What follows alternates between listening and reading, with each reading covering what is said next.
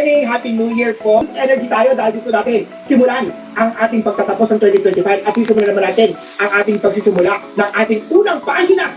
Bukas na yan maming gabi na yan na excited na tayo. Ano nga ba ang isusulat natin sa ating journey ng 2026 Year of the Fire Horse? Kita na background ko talaga namang excited na yung kabayo. Umaapoy at talaga tumatakbo ang kabayo na ito. Ang classic elemento, meron tayong wood, meron tayong water, metal, earth, at ang apoy. Ang apoy ay talaga naman pagka nag-start siya, cannot be controlled. Talaga naman nag-aalab. Alam mo itong 2026 natin, itong apoy na to, at kumpara mo natin ang konti siguro sa 2025. Ang 2025 natin kasi is the year of the wooden snake. Alam mo itong wooden snake 2025 natin is nag-shed siya, nakatago lang siya, nagtatanggal siya ng balat. Ibig sabihin po niyan, ang 2025 po natin ay tinatanggal natin yung mga old habits, mga maling habits natin. Nagninilay-nilay tayo, nag-strategize tayo, nag-careful planning tayo para makuha natin yung mga goals na gusto natin makuha. Ngayon namang 2026, hindi tayo dahil gusto natin simulan ang ating pagtatapos ng 2025 at sisimulan naman natin ang ating pagsisimula ng ating unang pahina. Bukas na yan maming gabi na yan na excited na tayo. Ano nga ba ang isusulat natin sa ating journey ng 2026 Year of the Fire Horse? Umaapoy at talaga tumatakbo ang kabayo na ito. Ang classic elemento, meron tayong wood, meron tayong water, metal, earth, at ang apoy. Ang apoy ay talaga naman pagka nag-start siya, cannot be controlled. Talaga naman nag-aalab. Alam mo itong 2026 natin, itong apoy na to, at kumpara mo natin ang konti siguro sa 2025. Ang 2025 natin kasi is the year of the wooden snake. Alam mo itong wooden snake 2025 natin is nag-shed siya, nakatago lang siya, nagtatanggal siya ng balat. Ibig sabihin po niyan, ang 2025 po natin ay tinatanggal natin yung mga old habits, mga maling habits natin. Nagninilay-nilay tayo, nag-strategize tayo, nag-careful planning tayo para makuha natin yung mga goals na gusto natin makuha. Ngayon namang 2026 na, Year of the Fire Horse. Ito namang horse ay talaga bumangon, lumabas, excited. Alam mo ang energy ng horse ay napakabilis, tumatakbo, umaatikabo at talagang go, go, go, push, push, push. Itong horse na to is galloping, tumatalon, fiery, uncontrolled siya, determined, fast. Alam mo sa 2026 din natin, missing o kulang ang elemento ng tubig, hindi balanse ang chart natin. Ano ibig sabihin nito? Ang water element natin ay wala. Ang 2026 natin, ang walang water element ay nagdadala ng water or money element. So ang lucky color natin sa 2026 ay blue. Maraming tanong, Master Hans, ayan. Sabi ng Pantone, parang white daw po. Bakit naging blue, Master Hans? Ang lucky color natin, samantalang ito po ay fire horse, sana red, yellow, orange, or pink. Dahil sa feng shui, sa astrology, binibase po natin ang balance of element.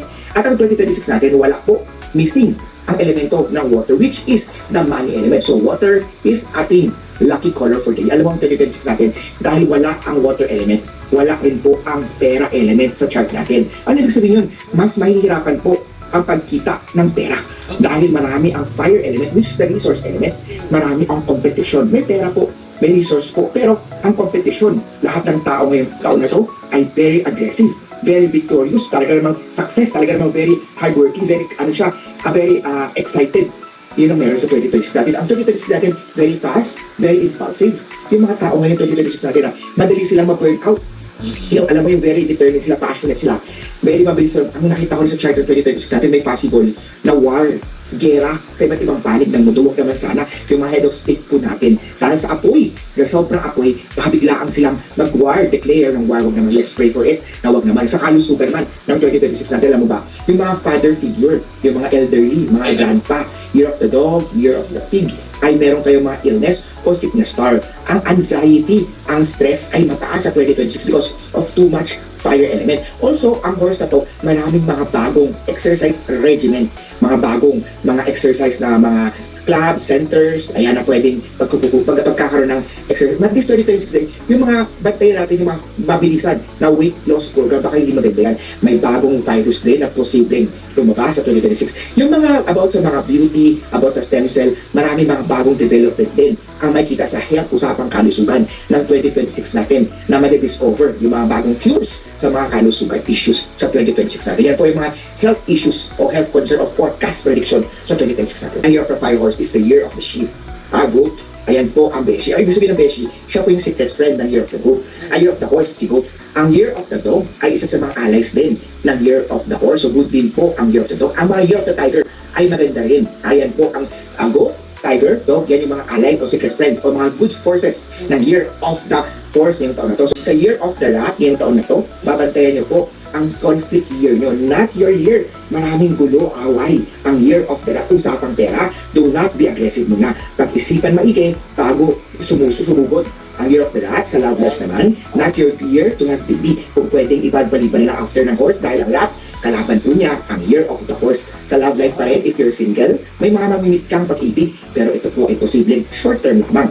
Para naman sa mga pinanganak ng year of the ox. Ang year of the ox nito, taon na to, ox na ox din siya, lalo na ang kanyang charisma star. Ibig sabihin ng charisma star, kung siya po ay involved sa selling o may kinalaman sa charisma, kapag-negotiation, gamitin ang skills mo yan dahil marami kang mga deals na mga close sa career. Sa negosyo naman ng mga year of the ox, magandang ang negosyo ito. Ikaw naging hands-on. Maganda ang negosyo may kinalaman sa mga apoy, pagkain, teknolohiya, sa mga year of the ox. Year of the tiger naman tayo. Year of the tiger, dahil isa sa mga good friend ng year of the horse, maraming opportunities sa pera.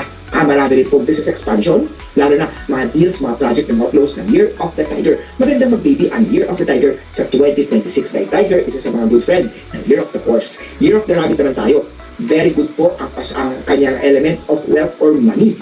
Ang year of the rabbit ngayong taon na to, wealth or money star ay mo po sa house o sa palace sa lugar ng year of the rabbit. Year of the rabbit is here. Marami siyang mga deals also ng mga close. Year of the rabbit bantayan po ang may kinalaman sa internal organs, diabetes, may kinalaman pa rin sa may kinalaman sa mga stomach issues, dapat bantayan ng year of the rabbit. Punta naman tayo kay year of the dragon. Mga dragon nito na to, ang nasa chart nila is pag-iisipan nila ang mga long-term success. Pagdating sa negosyo, long-term goal lahat ang takbo sa career game. Magandang taon to na mag-aral more if you're year of the dragon para sa long-term success ng iyong karera. Sa love life naman, pwede na mag-start ng family ang mga year of the dragon.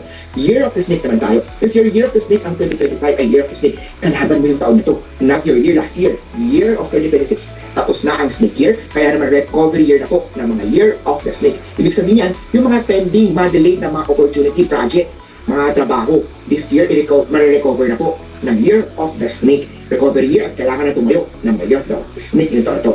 After the snake, ito na ang year of the horse. Ang year of the horse bad year sa iyo dahil nasa chart o nasa bahay mo ang boss ng taon.